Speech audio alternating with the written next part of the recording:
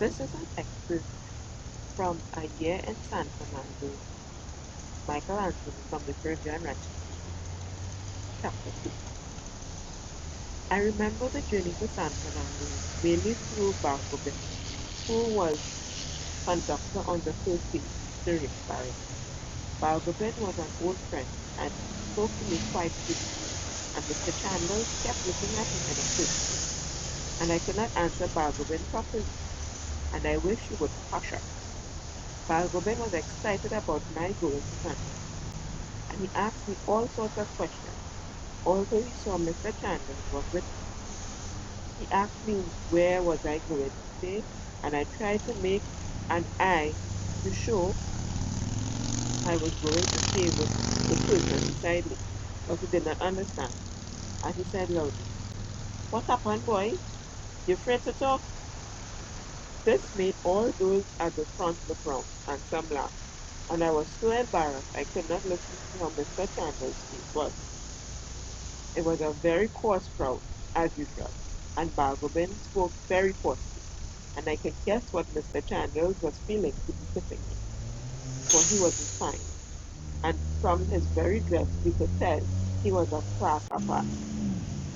He said not a word, and when Bargobin came to collect the fares, he just dropped the money into his hand.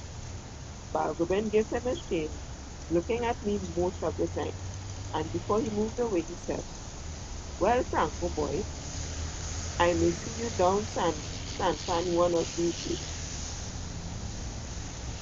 "I know San Fan, you know." I merely said yes. He looked shocked. "You ashamed to talk to me?" he said. "Well, I never." And he gave out a long, big cackle of a laugh, which made most of the people on the bus laugh too. I felt so foolish I didn't know where to turn my head. I knew I was acting silly with Bargobin, but I could not help it. I felt very odd because of Mr. Chandler.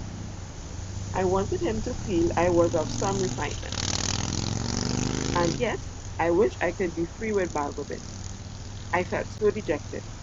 I was so relieved when Rio Claro came into view. When we left Bargobin and the Rio Claro bus depot, a storm of homesickness swept down upon me. I felt finally cut off from Mayaro.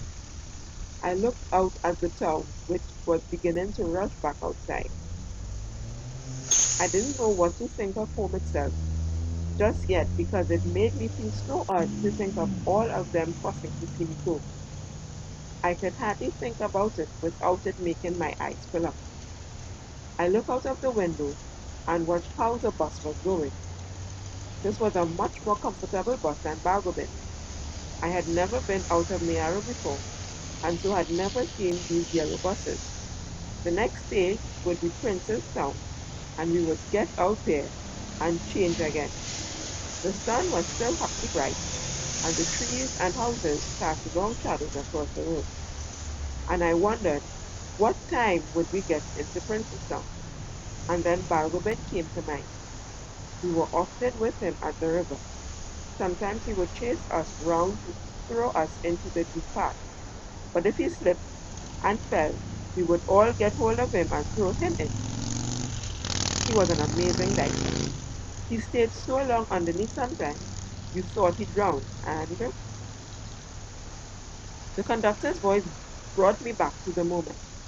He had only just came to Mr. Chandler's to collect the fares. He was a very placid conductor, much unlike Bargobin. He didn't joke with anybody. I looked outside again. Rio Claro was still rushing back. Rio Claro was many houses edging on the sidewalk, and some in the background, wherever I could see. And also there were a few big roads leaving the main Princeton Road. We were speeding downhill now, and on the right I could see the railway station lying back. No one had to point out to me that it was a railway station, although I had never seen one before.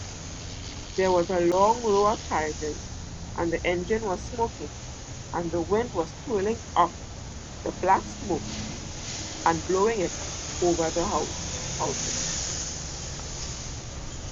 I saw this all in a moment, and presently we were climbing a long hill, past the church a Hindu temple, some ordinary houses, a school, other ordinary houses, and past another school with a sign saying Rio Claro Government School. The one before must have been the RC. We sped on, with the traffic on the road doing a steady 2-way street. This was a new strange world to me. We passed cars and bicycles and big open freight lorries, and sometimes we went along with them. We went with some of them for miles and miles. We frequently crossed yellow buses like ours, Rio Claro bound. They had Princestown something or another written across the side. We went quickly through the traffic, and this road was not quite so bumpy, although whenever we bumped, we were thrown up from the seat. This was because this bus was very springy. Outside, houses had lined the road, but now they were very few because we were drawing away from Rio Claro. We came upon water taps along the roadside, and often there were girls filling their buckets and looking up to watch the bus pass. Sometimes they waved to the driver. Then presently we were out of Rio Claro and in open country. It was getting dusky outside now. There were not many big trees here, and the land was rather open, and in places where there were cane fields, I could see the reddish light among the leaves. And then I remembered something about cane fires, of which Balgobin had told me. But this could only be the evening light, for it was not yet the cane season. This bus did not brake like Balgobin, but spluttered and roared and sped on. And at times it went very quietly. Mr. Chandler sat staring into space. Night had already fallen when we arrived at Princestown, and there we changed hurriedly for the San Fernando bus. This was to be the last stage of the journey.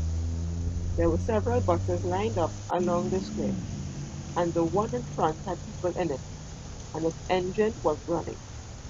We climbed quickly into the bus. I went into the seat first, so I had the window, and Mr. Chandler sat beside me. My grip I had pushed under the seat and now had one foot touching it. I rested my arm on the little ledge beneath the window shutter, and I felt really tired. I felt bewildered too.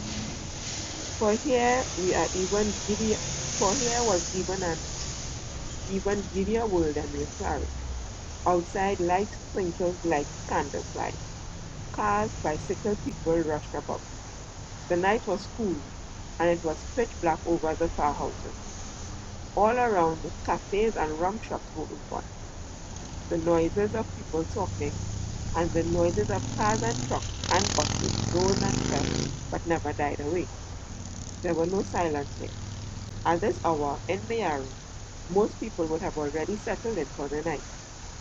Then, all that could be heard were the barking of dogs, or the cry of a seagull, or the wind in the trees.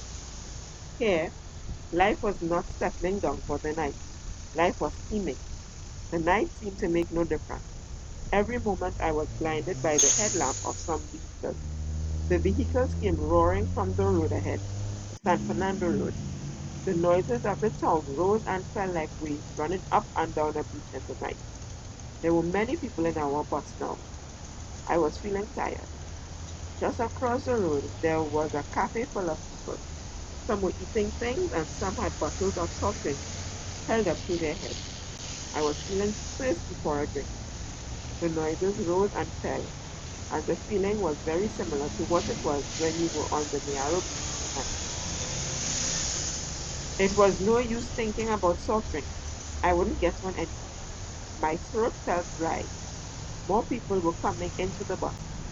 Outside, it was like a carnival. Everything was so big here and so weird in the night. Some of the people from the crowded cafe were hurrying into the bus now. As soon as they got in, they began grumbling that it was time to pull out. They were saying what time it was by the clock in the square. I couldn't imagine how anyone could see the clock in the square now. There was a little joke, and we were pulling out.